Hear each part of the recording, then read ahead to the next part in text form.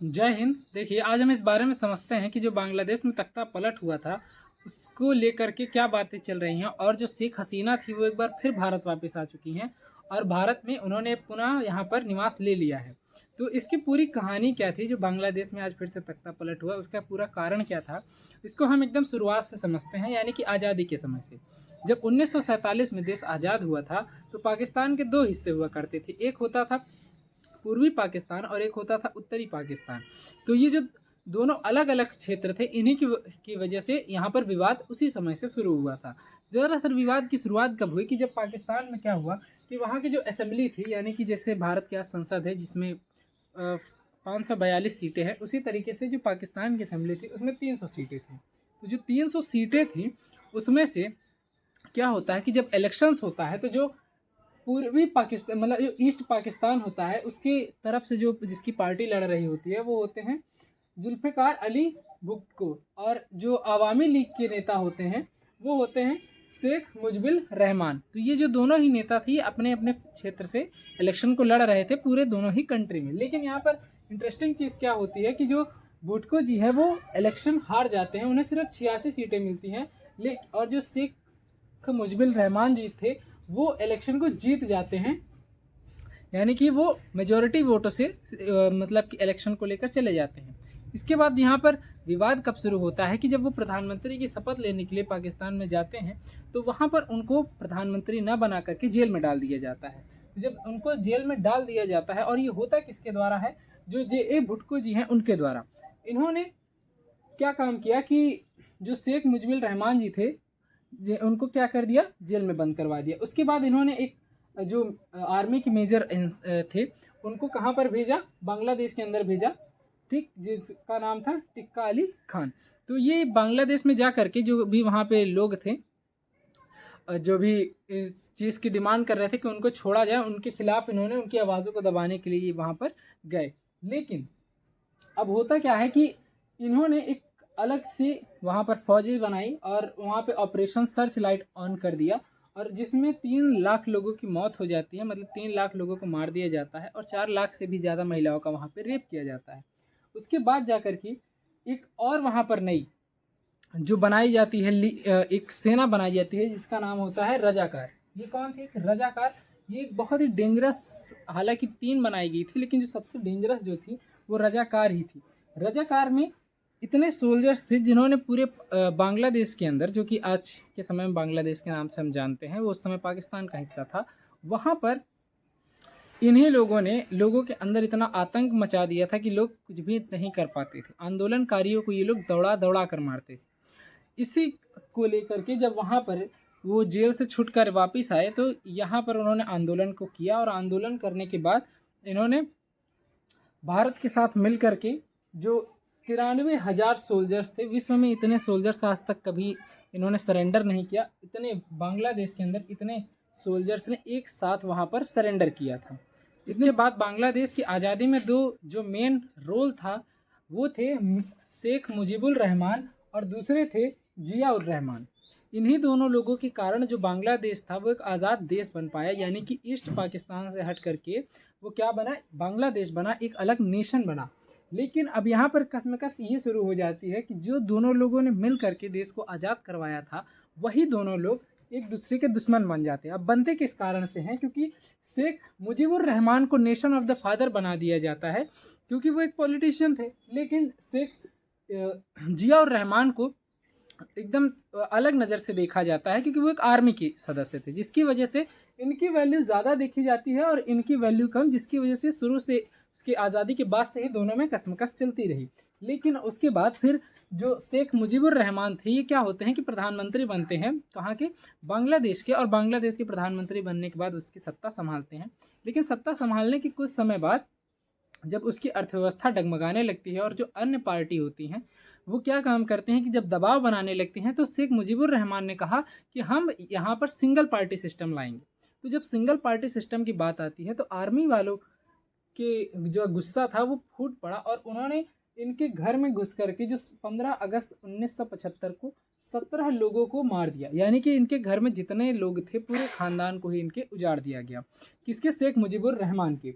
अब इसके बाद जो इनके परिवार के 2 सदस्य बच जाते हैं वो कौन थे, शेख रेहाना और शेख हसीना। ये कहाँ गई हुई थी, जर्मनी उस समय थी, ना कि बांग्लादेश। बांग्लादेश में होती तो ये भी ना रहती, लेकिन जर्मनी में होने के कारण ये दोनों लोगों की ही जान यहाँ पर बच जाती है। जिसके बाद जो शेख हसीना थी वो बाद में बांग्लादेश की पॉलिटिक्स में एंट्री लेती है। लेकिन पर होता क्या है कि आईएसआई को उनके पीछे लगा दिया जाता है ताकि इन दोनों को भी मार करके बांग्लादेश से इनके खानदान का नामो निशान मिटा दिया जा सके।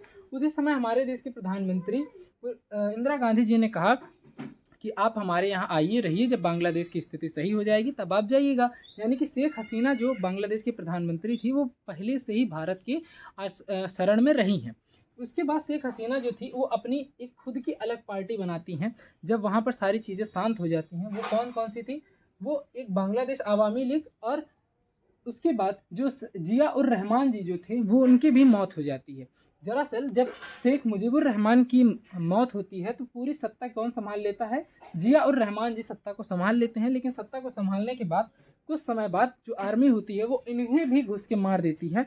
उसके बाद जो जिया उर रहमान जी की बीवी थी खालिदा हसीना, वो बीएनपी यानी कि बांग्लादेश नेशनल पार्टी की अध्यक्ष बनती हैं, और जो शेख हसीना जो कि शेख मुजीबुर रहमान की जो बेटी थी वो बांग्लादेश आवामी लीग की अध्यक्ष बनती हैं, और दोनों लोग इस पर काम करते हैं। तो देखिए होता क्या है कि सन 1996 में जो शेख हसीना थी वो इलेक्शन को जीत जाती, और उसके बाद सन 1996 से लेकर 2001 तक शेख हसीना जी की सरकार रहती है। लेकिन सन 2001 में वहाँ पर खालिदा हुसैन जी इलेक्शन को लेकर चली जाती हैं। लेकिन सन 2001 से लेकर 6 तक दोनों की सरकारें चलती हैं, लेकिन दोनों में ही एक दूसरे को लेकर के ये हमेशा विरोध रहा है कि इनके इलेक्शन में इन्होंने धांधलेबाजी की और इनके इलेक्शन में इन्होंने धांधलेबाजी की है, एकदम जैसे सास बहू की तरह।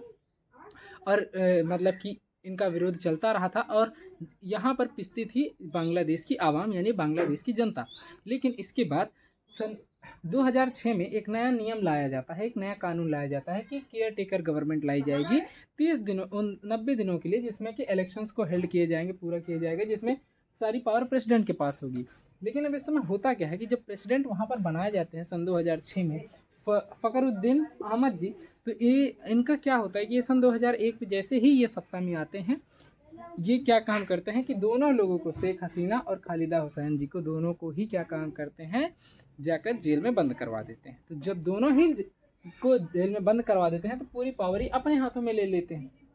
लेकिन फिर उसके बाद वहाँ बांग्लादेश की जो कोर्ट होती है वो इसमें इंटरफेयर करती है, और फिर उनको दोनों को ही जेल से बाहर निकलवाती है, और इनको फ़खरुद्दीन जी को बाहर मतलब कि सत्ता से हटाती है। सन 2008 में फिर से इलेक्शंस होते हैं और उसमें शेख हसीना जी जीत जाती हैं। सन 2013 और 2018 में लगातार इलेक्शन जीतती हैं, और 2024 में लगातार चौथी बार इलेक्शन जीत जाती हैं। लेकिन अब यहाँ पर इनका जो विवाद था वो किससे हो जाता है, मोहम्मद उनूस से। ये जो थे क्या, इन्होंने एक अपनी पार्टी बनाई थी सन 2008 में, नागरिक शक्ति आवाम यानी कि नागरिक शक्ति पार्टी। इस पार्टी में ये जो थे मेन लीडर थे, मतलब कि इन्होंने ही इस पार्टी की शुरुआत की थी, और इनसे जो शेख हसीना जी का हमेशा से ही 36 का आंकड़ा रहा था।